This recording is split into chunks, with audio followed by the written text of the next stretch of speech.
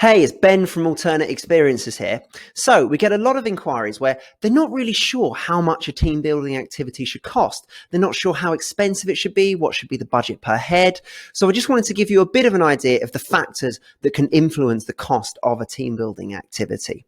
So, first thing to think about is the format, and in particular, how many facilitators will be needed. So, for example, say there's an activity you're booking where it's for 100 people and a facilitator is needed for every, say, 10 people.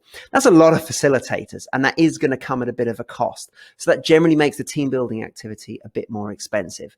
Next thing to think about is what props need to be used here. Is it a really prop intensive activity? So sometimes you get some games where they're these big outdoor games and they require some big outdoor props. Now that is going to come at a cost, particularly because they need to be transported to location a lot of the time as well.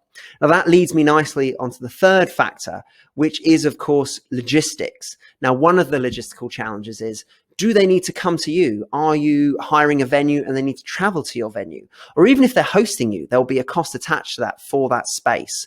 So again, the logistics will have an effect, and that's why there's often a travel fee associated with games. Now, fourth, you want to think about how curated is this experience? So particularly for your important conferences and things like that, you might pick an activity where there's customizations available, or there's just a level of bespoke curation that's for you, fits in your company messages, your theme, you name it. Now, of course, that takes time, and you might not necessarily see that on the day so much, but there'll be a lot of pre-activity preparation and sometimes post-game preparation as well. One of the activities we do, interactive stories, we write the story for that particular booking. So that takes a lot of time. And then afterwards, we take photos and we put it into a comic book and we send that comic book. So both those things are really labor intensive things to do before and after the event, rather than just the activity itself. And then finally, the other thing I'd say is a major factor is group size. So of course, if you're booking for 200 people, that is going to cost more than say for 10 people. But not only that, but as you get increasing numbers, it does increase the logistical complexity for the supplier. So it really can up the cost significantly depending what the activity is. And there might be some activities where they normally only allow up to 100 people, but they're making that exception for you. They're probably going to have to make some changes to the activity to make it fit. So again, that will come at a cost.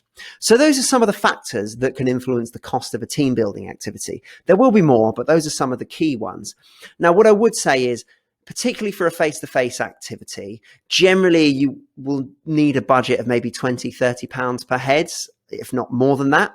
Now, what I would say is there are some formats that are deliberately designed to keep that per head price really low, or they're a fixed price activity where if you get your numbers really high, it works out really efficient.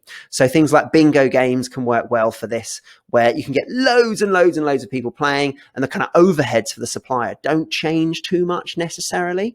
So you can get a good efficient price for activities like that. So there are ways to reduce the cost, but generally I would say that's a fair budget.